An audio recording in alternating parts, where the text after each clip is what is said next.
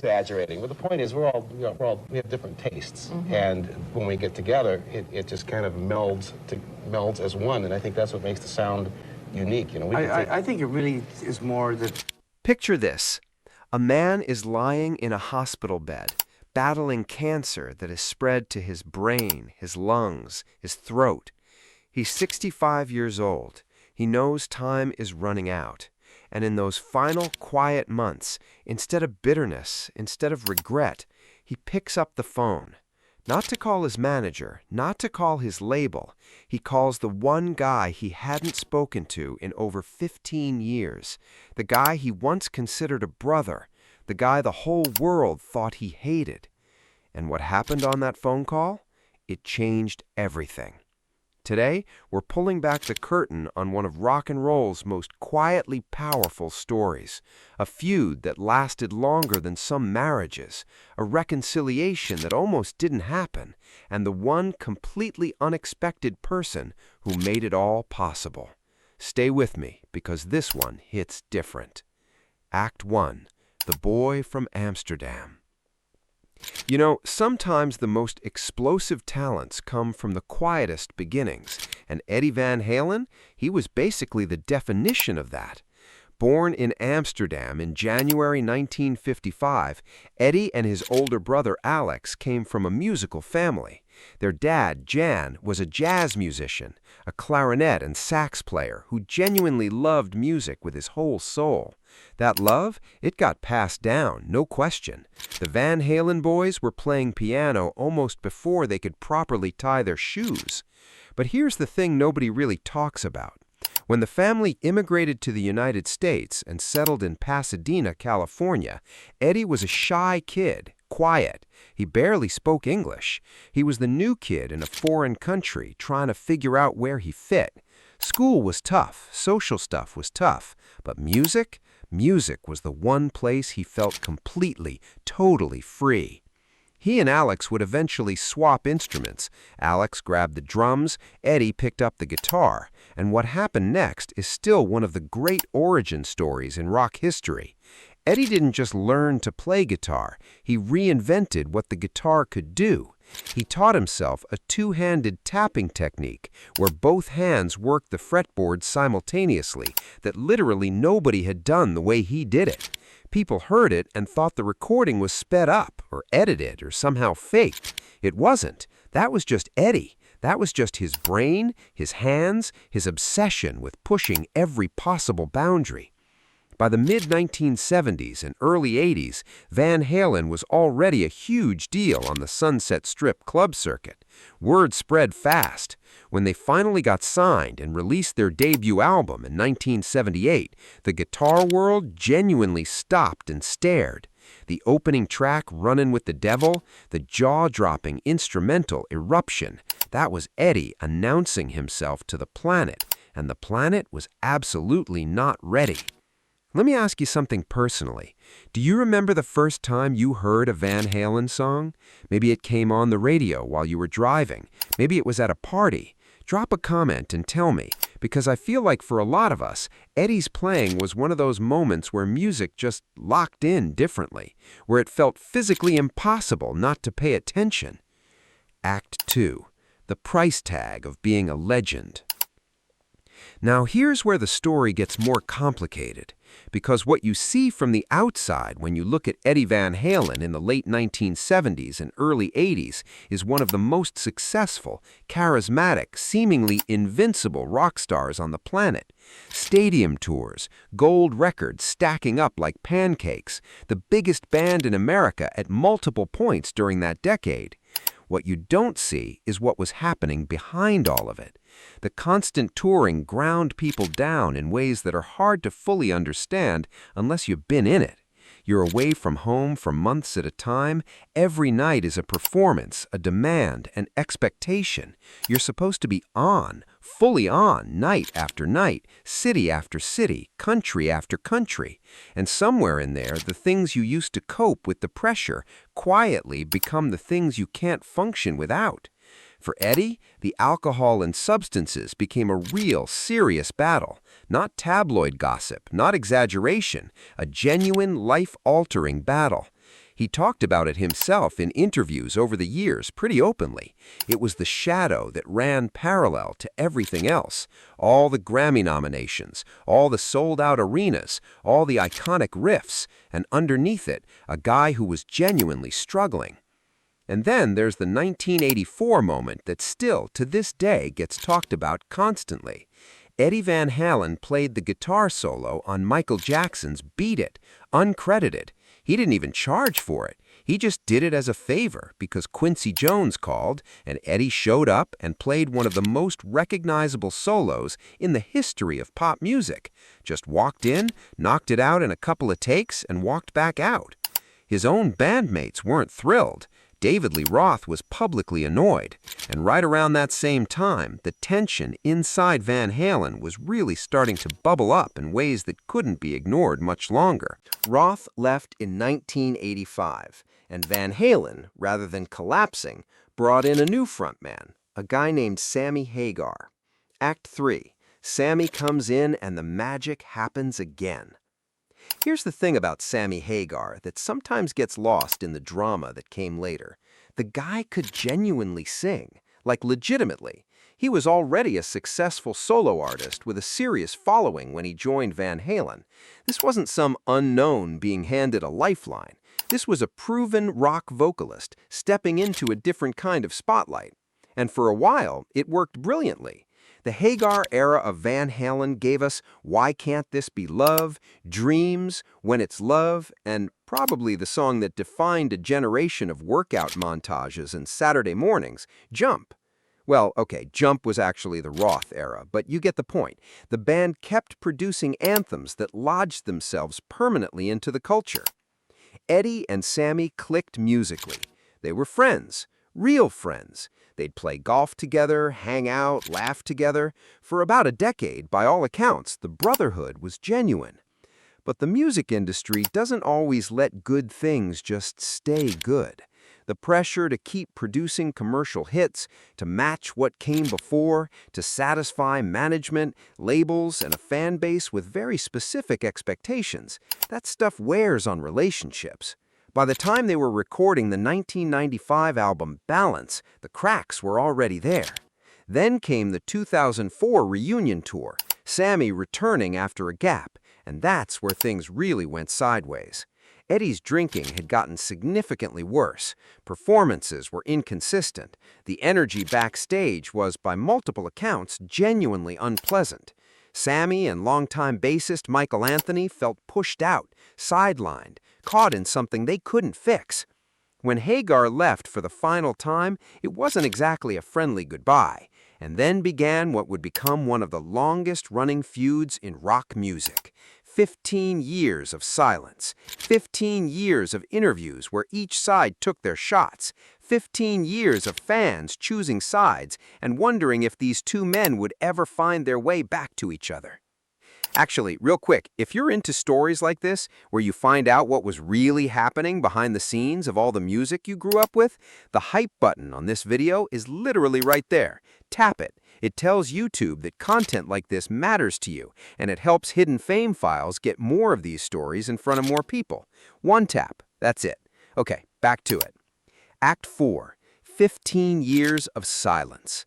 15 years is a long time to carry something. Think about it. 15 years from right now, what were you doing? Where were you living?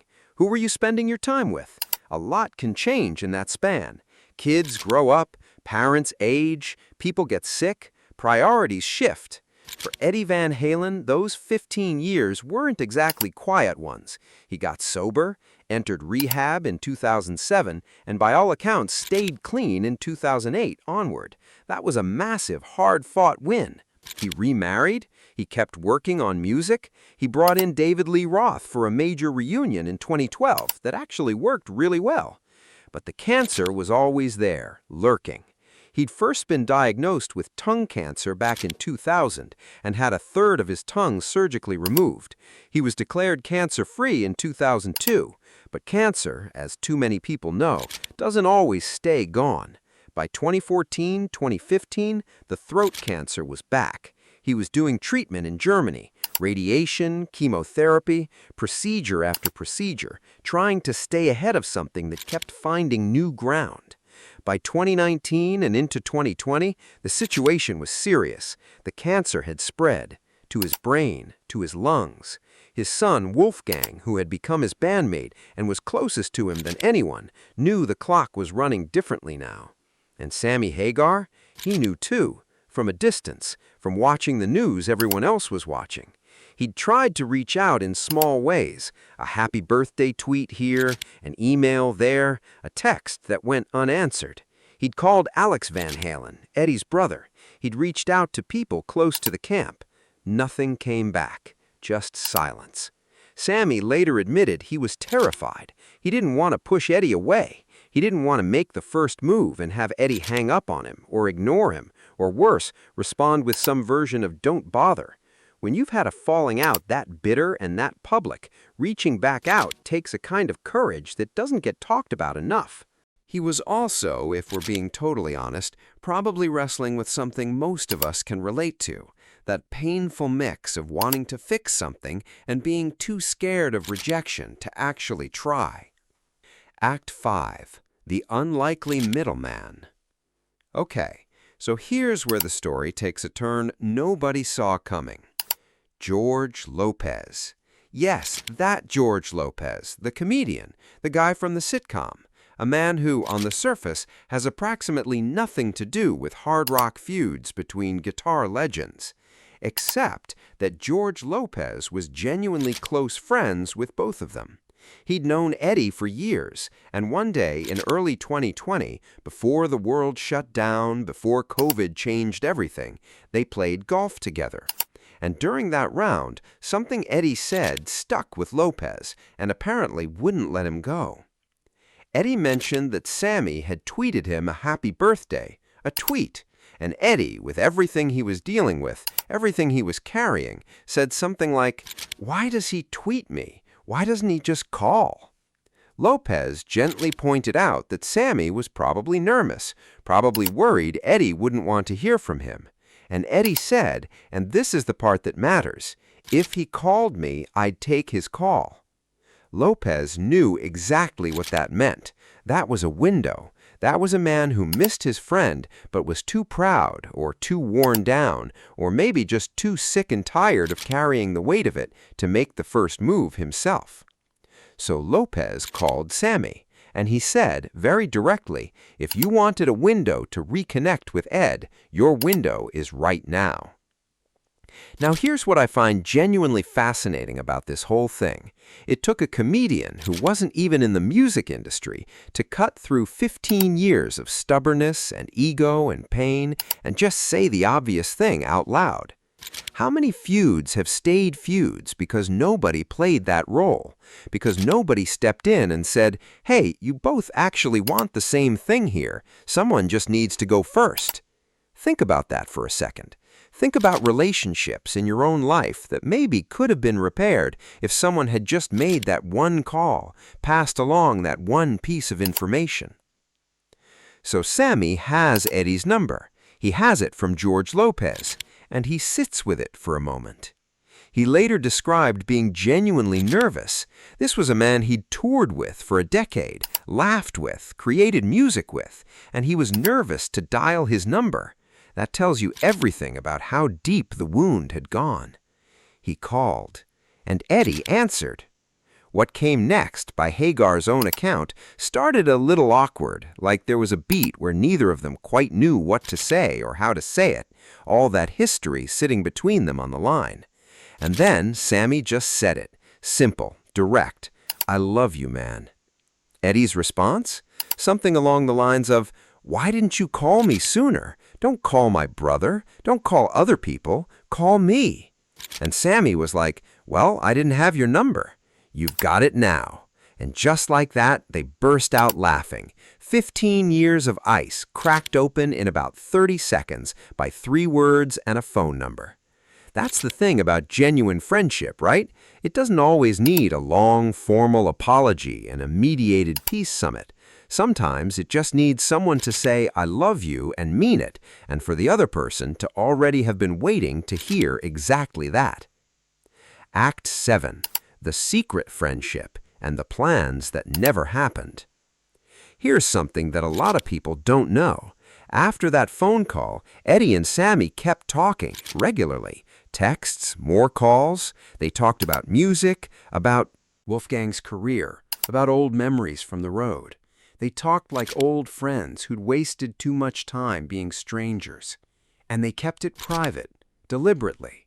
Both of them agreed, don't tell anyone, because the moment the public found out these two were talking again, every single headline would be Van Halen reunion, and the whole thing would become about commerce, about expectations, about a comeback tour.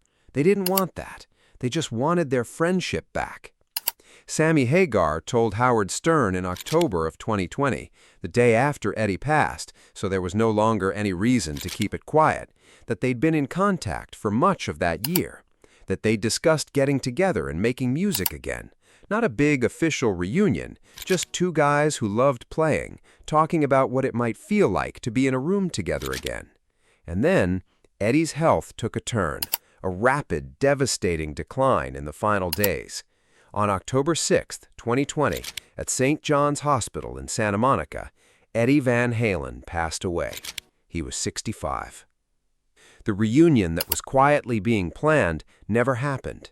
The sessions they'd talked about, the music they'd imagined making, all of it left undone. Sammy Hagar, when asked about it in a 2025 interview, said something that I think about a lot. "I miss the guy so much. Thank God we connected towards the end, otherwise I'd be heartbroken. I am anyway, but it was so important to me that we did connect in that last year." Act 8. What this actually means. I want to take a second here and step back from the rock star mythology for a moment, because when you strip away all the arena shows and the platinum records and the magazine covers, what you're left with is just two guys who were friends, had a falling out, and almost ran out of time to fix it. And here's what keeps striking me about this whole story, and why I think it matters for all of us, not just Van Halen fans, not just people who grew up in the 70s and 80s listening to this music. It almost didn't happen. If George Lopez hadn't played that round of golf, if Eddie hadn't mentioned the birthday tweet, if Lopez hadn't made that call to Sammy and said, "Your window is right now," that reconciliation never occurs. Those final conversations never happen. Sammy carries the weight of the unfinished thing for the rest of his life. How close did they come to missing it entirely? And here's my question for you. Genuinely, drop it in the comments. Is there someone in your life you've been meaning to reach out to? Someone you had a falling out with, or just drifted away from, and you keep thinking, "I'll call them eventually. I'll reach out when the time is right." Because sometimes the time runs out before the right moment appears. Eddie Van Halen, in his final months, fighting cancer that had spread to his brain, still found a way to choose love over resentment, still chose to answer the phone, still said, "Call me directly, don't go through other people," still laughed with his old friend, still made plans for music that came from a place of genuine joy rather than obligation. That says something about who he was, not just as a guitarist, as a human being. Let's talk about what Eddie actually left behind, because it's genuinely staggering when you lay it all out. Van Halen sold over 56 million albums. 56 million! They headlined some of the biggest tours in rock history. They put Pasadena, California on the map in a way no other band from that city ever has. Eddie's guitar work influenced literally thousands of musicians who came after him, not just rock guitarists, but players across genres who heard what he did and thought, "Okay, I have to completely rethink what I thought was possible." The two-handed tapping technique he popularized is now taught in guitar schools around the world. His sound design, the way he customized and modified his own guitars, a lot of that became standard practice in the industry. And then there's Beat It, there's Jump, there's Eruption, which is still regularly cited as one of the greatest guitar performances ever recorded, full stop. But you know what? I'd argue the piece of Eddie's legacy that doesn't get nearly enough attention is the choice he made at the end. The choice to put down whatever was still between him and Sammy. The choice to answer that call. The choice to laugh. The choice to say, yeah, let's think about making music together. The choice to spend some of his precious remaining time reconnecting with people he loved rather than protecting a grudge. Like and subscribe to Hidden Fame Files if that kind of story moves you, because honestly, this is exactly why this channel exists, not just to talk about the hits he highlights, but to dig into the actual human stories behind the legends, the stuff that makes you realize these weren't just icons. They were people dealing with the same messy, complicated, beautiful human stuff the rest of us deal with. Act 10. Closing. The guitar pick and the phone call. There's a detail about Eddie Van Halen that I keep coming back to. He told a reporter that he believed his tongue cancer came from holding his guitar picks in his mouth while he played. Those little metal picks. He'd been doing it for decades without thinking, just the habit of a guy completely absorbed in the music, not paying attention to anything else. Whether or not that was actually the cause, doctors were skeptical. The image of it is almost poetic. Here's a man so consumed by his passion, so deep inside the music, that he literally held his tools in his mouth while he played. There was no separation between Eddie and the guitar. It was just part of him. And at the end, when the music was quieter and the body was failing, the thing that still burned bright was the love. For the music, yes, but also for the people. For Wolfgang, his son. For Alex, his brother. And yes, for Sammy, the friend he'd almost lost for good. He chose to answer the phone. That's the part of the Eddie Van Halen story that I think deserves to be told just as loudly as any guitar solo. The greatest note he ever played might not have been on any record.